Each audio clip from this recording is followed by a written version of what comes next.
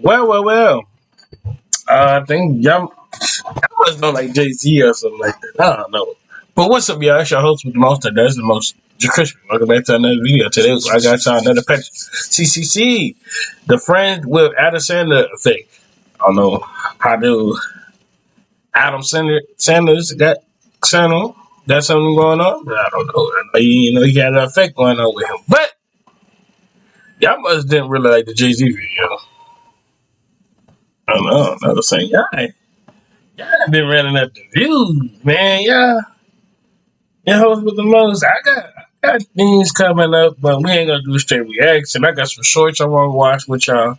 Got this another thing I want to do with y'all, and a bunch of other stuff too. Just a bunch of other stuff we got going on.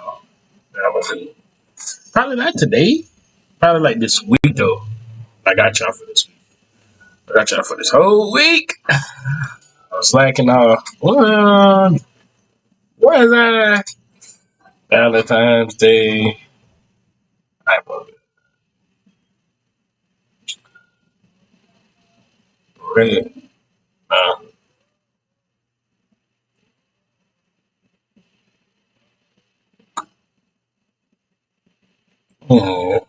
Make sure like, comment, subscribe, follow on social media. It's gonna pop up on the screen. And yeah, let's see how this goes, bro.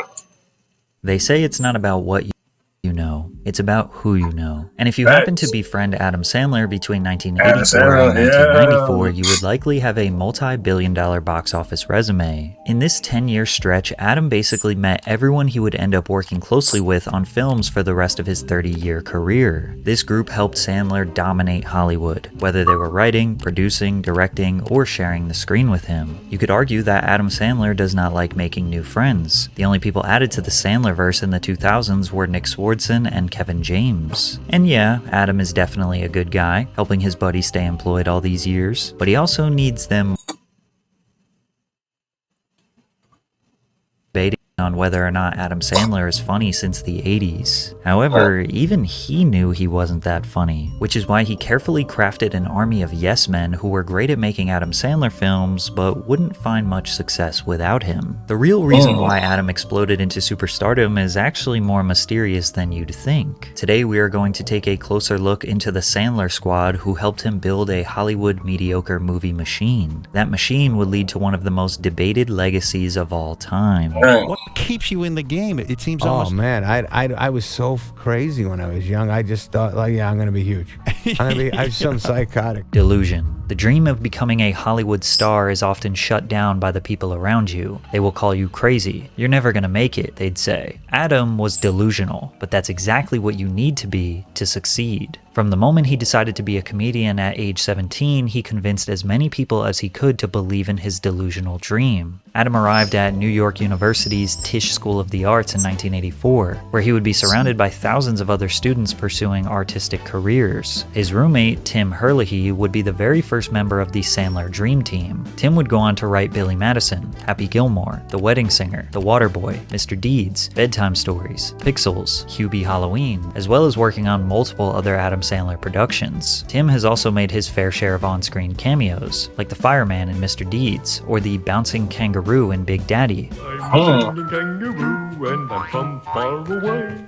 I like to hop ball play. Every single creation that Tim has acted or produced in his entire career was for Sandler, which makes sense because he never intended on being in Hollywood. Tim Herlihy was actually an accountant, pursuing a law degree, and was never considered by his friends and family to be funny, but he was enamored by Adam's charisma. Tim said he was extremely outgoing, his mouth going a mile a minute, and funny and all over the place. It was kind of a sight to behold. As a fun hobby, Tim began writing jokes for Adam's stand-up comedy in their Brittany Hall dorm room. Adam would practice his one-liners to strangers in front of the coffee shop below his living quarters. As he got more confidence, he started hustling at comedy clubs, Pips, and Catch a Rising Star. But Adam and Tim were not funny enough to consistently get laughs from the comedy club crowd, so they decided to recruit another member to the Sandler squad to help write more material. Adam became intrigued by a young man called Frank Karachi who lived down the hall. Adam said at NYU he always frosted his hair. He had a mohawk. Girls loved him. He went to Dance Terry a lot. He went to a lot of cool clubs. He was the lord of the 80s. Frank aspired to write and direct films. He made short films in college and often had Adam star in them. He was the first person to direct Adam Sandler on a video production. Frank would go on to direct The Wedding Singer, The Waterboy, Click, Zookeeper, Here Comes the Boom, Blended, and The Ridiculous Six. In fact, the only movies Frank Karachi directed for the first 20 years were Sandler's projects. Frank recently stopped working with Sandler and just released his most critically acclaimed film of his entire career. Perhaps instead of goofy comedies, biographical documentaries were always his calling, and maybe working with Sandler was holding him back. Then again, if Sandler didn't consistently hire Frank to be his director, he might not have had a career to begin with. Plus, Adam and the gang loved to portray wacky side characters, and where would we be without Frank's portrayal of Bobby Boucher's dad, Roberto?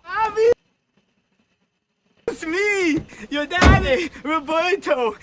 Daddy? You know, I seen you on the ESPN when they was talking about you being drafted by the NFL. Adam's routine in 1985 would be going to a comedy club on Monday, absolutely bomb, come back to the dorms and revise his material with Tim and Frank, and by Friday have figured out a way to make it better. His comedic persona was the everyman who makes relatable jokes enhanced with silly voices. I can talk about wet dreams. You know, I'm young.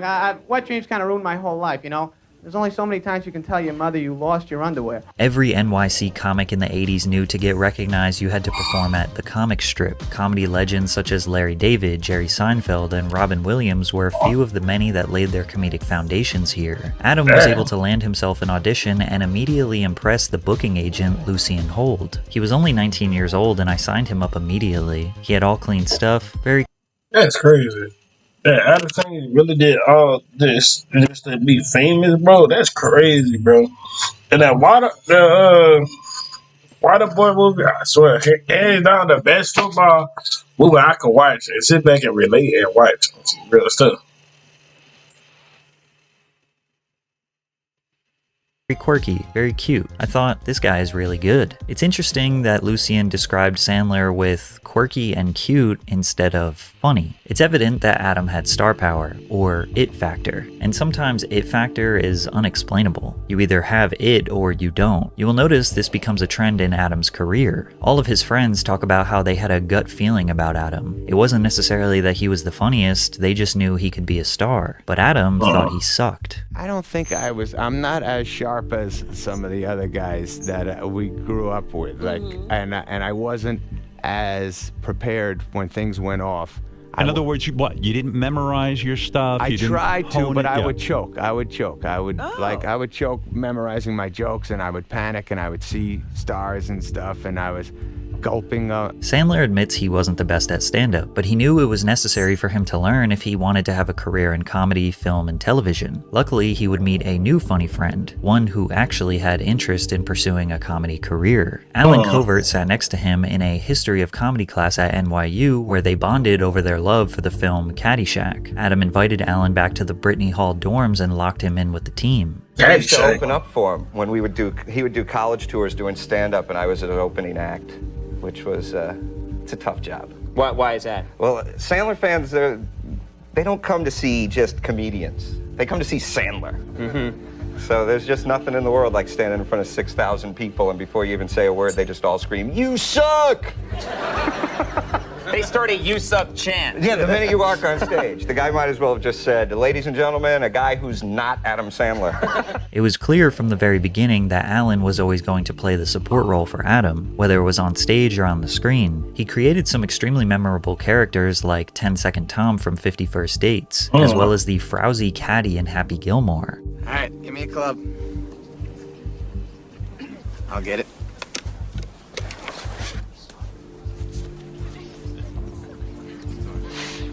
But Covert always felt like he had to prove himself. Because back then, I was still like fighting. Like, Dang. like, they had to go like, no, Covert's funny. Like, look, I had to grow that beat.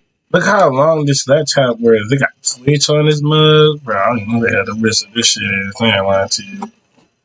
Ghostbusters, that's the only thing I can recognize like a motherfucker on this shit. Dang, bro. What is this? Mega Man? I see Mega Man right there in the little corner. I saw you, my boy. Dang, that, well, you know this computer going crazy. That was going crazy.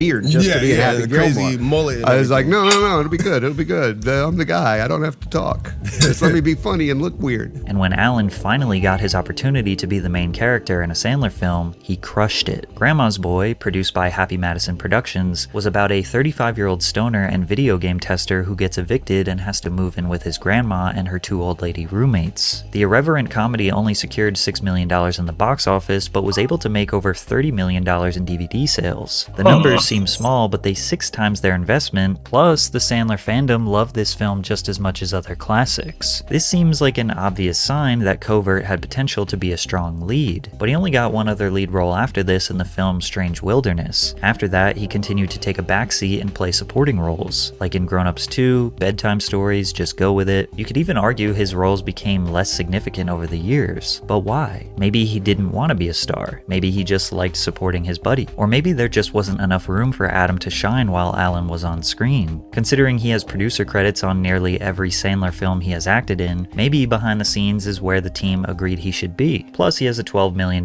net worth, so whatever Adam says, eh? But Adam's grind and dedication to be great must not be understated. After securing his spot as a paid regular at the comic strip, he would still stand in the New York City subways performing covers of Beatles songs hoping to get tips from travelers. He got so confident with the guitar that he added it to his stand-up routine. In 1993, he signed a record deal with Warner Brothers. His debut comedy album, They're All Gonna Laugh at You, is actually 2 times platinum and was nominated for a Grammy. He even performed with a full band on his 1996 comedy tour, and has done countless singing performances throughout his career, with the most notable one being a song dedicated to his late friend Chris Farley. You know I'm talking about my friend Chris Farley. It was also during Adam's time at the comic strip that he met Chris Rock. Rock was fresh off his first Hollywood film and just getting established in the NYC comedy scene when Sandler arrived. Chris saw Adam's act and thought he was hilarious. And I'm watching him, and he does this joke about Wilt Chamberlain. Wilt Chamberlain once scored 100 points in a game. And Sandler does this joke. He goes, here's my impression of the coach of the other team. Who's got Wilt?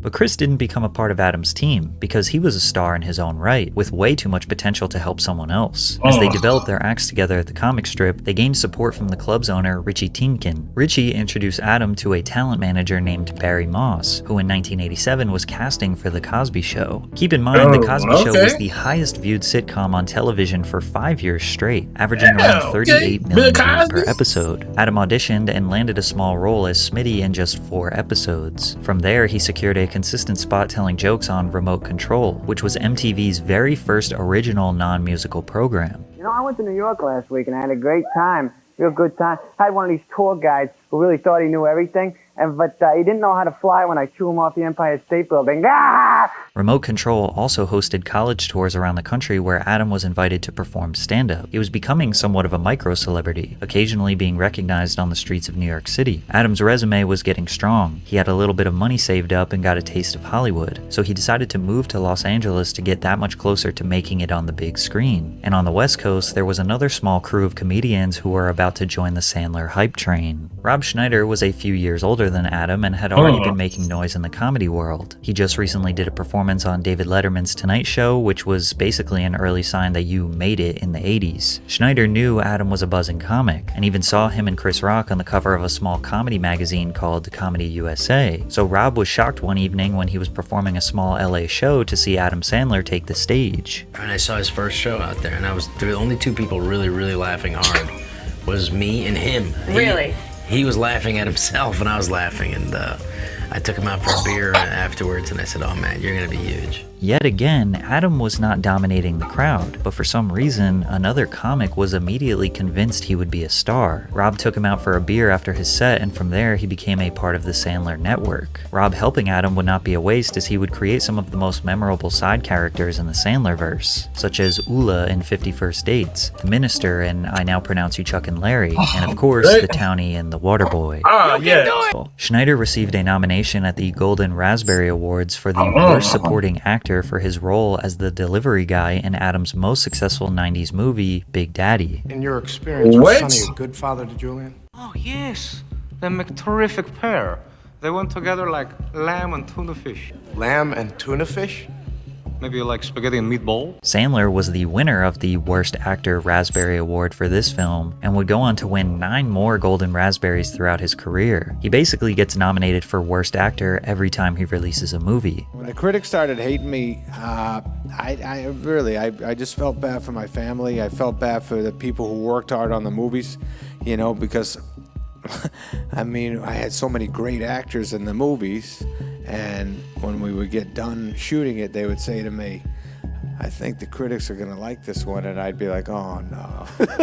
No, they're going to say bad things, and they're probably going to say bad things about you being in it. But I hate the critics so much, and it's not like, bro, y'all not big important people, bro. Like, critics, it's like, I feel like critics is like some old people that like watched back in the old day movies, like on some black and white type TV.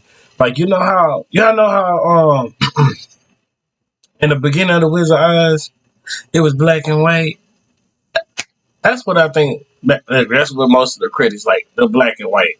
And you know how when they change the color, they color, so we gotta hate that. Oh yes, we got disappointment. Boo, shame that on some bullshit like that. Damn.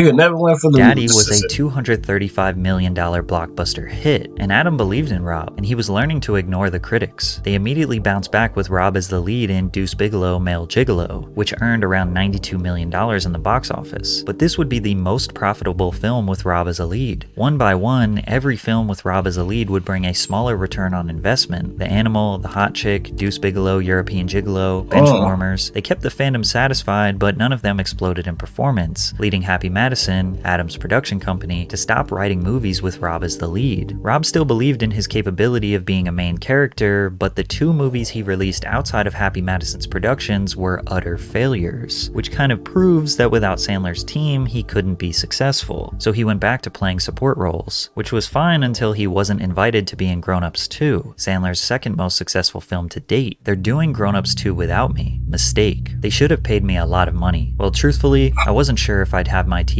series, so it was an availability thing. But at the end of the day, they should have said, what money does Rob need? Rob was given 5 lead roles by Sandler, and dozens of support roles over the years. Despite critics relentlessly trashing his work, Sandler still gave him as much opportunity as he could. The moment Adam didn't bend over backwards for Schneider, he got angry and went to the media. This animosity led to Schneider not working with Sandler for years. They eventually mended their relationship in 2015 because Rob understood without Happy Madison, he wasn't finding success. Luckily, Sandler doesn't hold grudges because he never forgot how many favors Rob did for him early on in his career. Everyone in this room tonight has made my life fun. People always would ask me, those bad reviews you get, how does that make you feel? Make you feel like shit? And I'd say, nah, it really doesn't. I think the reason I get to say that didn't hurt me is because so many of you guys in this room made me feel great about what we've done together.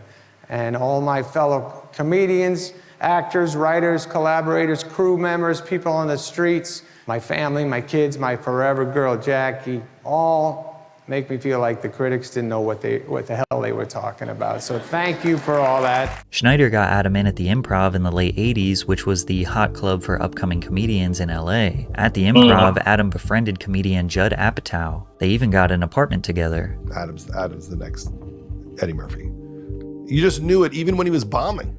It wasn't like he was killing on stage and you thought that as a result of the success of his performances. Right. We found him hilarious. The crowds was hit and miss, but there was a certain charisma, which is the charisma which led to everything that happened that you felt when he was in his early 20s. If anything, hotter because he had so much energy as a friend to make you laugh because he wasn't making movies. So all that energy that he's put into his career in the early days was just used on you at dinner.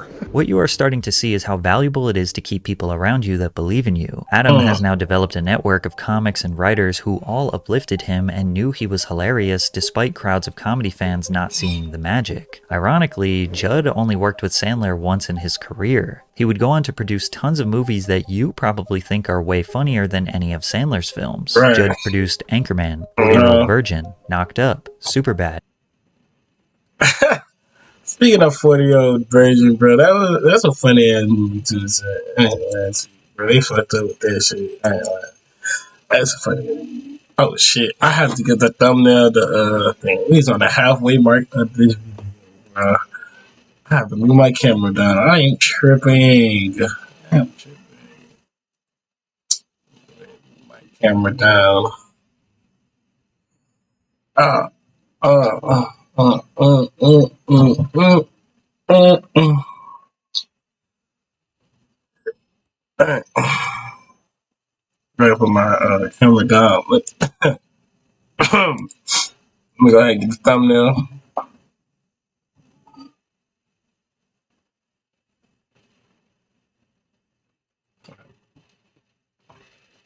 The magic. Ironically, Judd only worked with Sandler once in his career. He would go on to produce tons of movies that you probably think are way funnier than any of Sandler's films. Judd produced Anchorman, 40-Year-Old Virgin, Knocked Up, Superbad, Step Brothers, Pineapple Express, Bridesmaids, and many other comedy classics. Maybe Judd had a higher standard for comedy and I think didn't the like only Sandler. thing that really was funny, it was 40-year-old virgin. Sandler's vision for films, or maybe he was just focused on creating his own legacy. But while Sandler and Judd were living in that LA apartment together, Adam's buddy from NYU, Jack Giaraputo, crashed on their couch for 3 months after realizing he hated law school. Jack would go on to form Happy Madison Productions with Sandler and produce every single film Adam has ever created up until 2015 when he finally retired. But the other leader of the Sandlerverse entered Adam's life during his time at the Improv in the late 80s, David Spade. Spade was impressed with the same material that made Chris Rock a fan. So I'm gonna tell you one, and you tell me if this is how it goes. Yes. You said, Wilt Chamberlain scored 100 points in one game, which is true. Right. And he goes, here's my impression of his team in the timeout in the huddle. Hey, Wilt, I'm open, dude. And then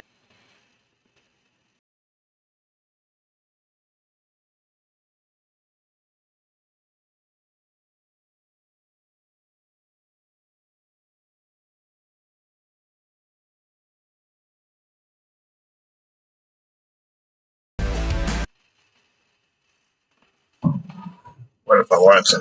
and then you go, here's the coach on the other team during the huddle. Who's covering Wilt? Stay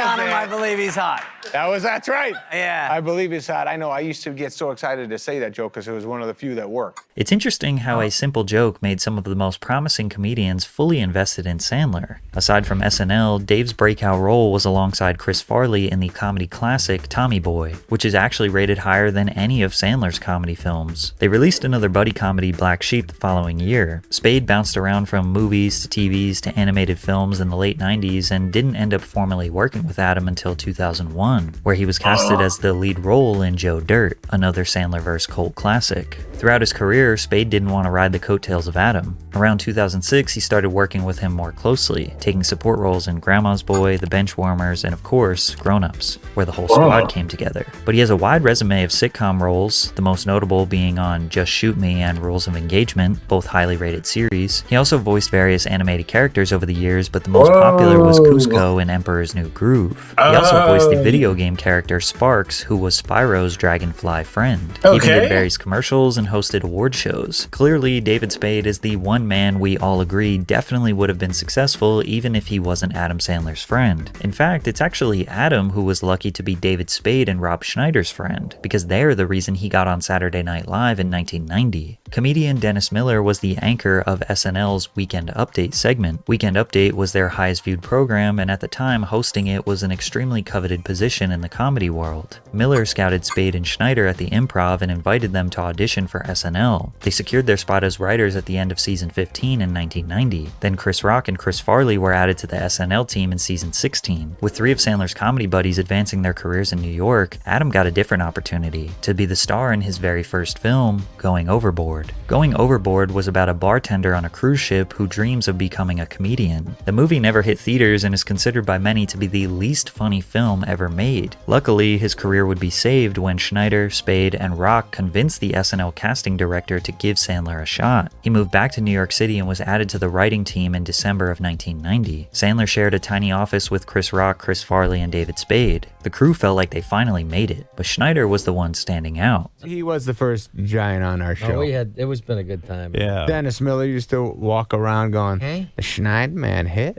And he'd kind of throw it in all our faces, be like, One of you guys got to come up with something. Yeah, Schneid man, that's all I hear about. The guys would write jokes specifically designed for them, as they often relied on physical comedy. With Farley being the overweight maniac and Adam portraying goofy characters with silly accents, it didn't hit the same when anyone besides Sandler, Farley, or Spade delivered the jokes. Freshy pepper. Why, yes! Landing a job on SNL is basically the best comedy cosign you can receive in the industry, so it becomes much easier to get business opportunities. Adam was landing movie roles left and right. He played Dink in the film Shakes the Clown, Carmine in Coneheads, then landed a primary role as Pip in Airheads. He met Steve Buscemi on the set of Airheads and would go on to cast Steve in over 10 films. Some of the fan favorite characters were the homeless man in Big Daddy or Crazy Eyes in Mr. Deeds. Crazy eyes. What? Oh, yeah. Hey, eat. How you doing, pal? I got your pizza for you just the way you like it. Oh, yes. French fries and Oreos. You know me all too well, Deeds. But there was one man that Adam Sandler used as a go-to support role that ended up causing some major controversy. Peter Dante met Adam in 1992 while playing a game of one-on-one basketball at Gary Shandling's house. The two hit it off immediately. Peter would go on to have almost the exact same career path as Alan Covert, playing supporting roles and wacky side characters in various Happy Madison productions. He was the quarterback in The Waterboy. Watch where you're going, needle dick. The burnt-out friend in Mr. Deeds. He even got to co-star with Alan in Grandma's Boy. It seemed like Dante was a go-to side character for Sandler all the way up until Grown Ups 2. During the filming of Grown Ups 2, Adam made Peter live within a mile of him so they could play basketball every day, which was often 3 times per day. But one major mistake would end their friendship forever. In 2013, just after Grown Ups 2 released, Dante was checking into the JW Marriott Hotel in Santa Monica. According to the police report, the actor grew upset because he wanted a new room key and was not happy that staffers didn't recognize him as an actor. He then proceeded to call the black staff member the N-word as well as the F-slur, as well as lashing out at a Mexican valet worker saying, "Do you know where you are? We don't need you." Someone from TMZ saw Dante strolling the streets days later and asked him about his belligerent antics. At least according to this guy. My to you. He's gonna list all of his black friends for us. I just know what you've done as a T.I.'s one of my ask Marcus Camby about me. After doubling down on his racist remarks, he never worked in another Adam Sandler film ever again. For the past 10 years, Dante has been living the high life, seemingly strung out on drugs and alcohol as the lead singer of a failing reggae band performing dive bars in Southern California. His real life today is the exact persona depicted in his most popular film, Grandma's Boy. But Adam's comedic persona that he created on SNL in the 90s laid the foundation for his film career. Hey, canteen boy, can I help you with something? Not right now, Mr. McGrath. Just get myself situated. Oh, well, you know, I wouldn't want to rush you, canteen boy, because you're one crazy, wild man. Whatever. Hello. Let me water your plants. Please, while you're gone, let me water your plants. Go as Smiley Boy. Hey, I'm Smiley Boy. Look at me. I got a big smile on my face. Now give me some candy. Turkey, turkey, dee. Turkey, turkey, dap. Of Happy Madison Productions. By 93 and 94, Adam was now a permanent on-screen talent on SNL and even recruited his first Sandler Squad member, Tim Herlihy, to write for the show. But some people, like Bill Murray, hated Adam's SNL material. Bill Murray was an SNL veteran, returning in 1993 to host, and wasn't very happy with the material he was seeing. Which Bill Murray are you going to get? The nice Bill Murray? You're going to get the tough Bill Murray. Yeah. You know? He's super nice to fans. He wasn't very nice to us. Interesting. He hated us on Saturday Night Live when he hosted. He did? Wow. Absolutely hated us, seething. Saturday Night Live Season 20, which was the last season dominated by the Sandler crew, is up for debate as the worst season in the show's history. Because of the low ratings, NBC threatened to fire Lorne Michaels, who created and produced SNL since 1975. Sandler thought he was crushing it. I mean, him and his buddies thought the show was funny, but nobody else did, and it reflected in the viewership. SNL needed a fresh reset, so they fired Adam, Farley, Schneider, and Spade the following year. Yeah, I was fired. I was fired. NBC said that I was done. Then I made over $4 billion at the box office. So I guess you could say I won. Billy Madison released 2 months before Adam was fired from SNL. This was his first movie released through his own production company and secured a $16 million profit at the box office. Not only that, but the film became a cult classic, a part of American comedy culture. Getting fired from SNL was the best thing to ever happen to Adam Sandler. It was now 1995, he had momentum after a banger film, and had a network of more than a dozen comedians, writers, and actors who believed in his vision. Like, was there a pivot point in your career where you just knew, this is it? It's go time. That's a good one, Nicky. Billy Madison is when we started going, come on, just all my buddies, we all got together and we're like, let's do what we think is funny. Yeah. And then we didn't stop doing it together, and we made a bunch of movies together, yeah. From there, his process was very simple. Here's how I think of my scripts, Sandler jokes. I sit in my room, think up an idea, then I call up all my friends and they say, that's awesome, you're the best. Although he was kidding here, this isn't really far from the truth. Adam is a true testament of how valuable being a leader is. He is also the product of someone who had friends who deeply cared about him and believed in him when he had nothing. Instead of leaving those people in the dust, he designed his whole career around them, making sure that they were able to stay employed by creating formulaic comedy films with bizarre plots, stupid side characters, screaming, dad jokes, silly songs, then rinse and repeat for 30 years. And yeah, sure, critics hated basically all of his films, but he doesn't have to listen to your criticism because he doesn't operate in your standards of quality. He clearly is a much better actor when pursuing serious roles, such as Punch Drunk Love and Uncut Gems, yet he still doesn't care that critics are finally starting to praise his acting. He probably is only pursuing this next dramatic role in Spaceman because he knows comedy films are dead these days. Some people think Adam just surrounded himself with yes men, hacky comics who had nothing going for. Anyway, I hope y'all enjoyed this video. Make sure you like, comment, subscribe, find out social media that did pop up on the screen. I hope y'all enjoyed this. This is Adam Sandler.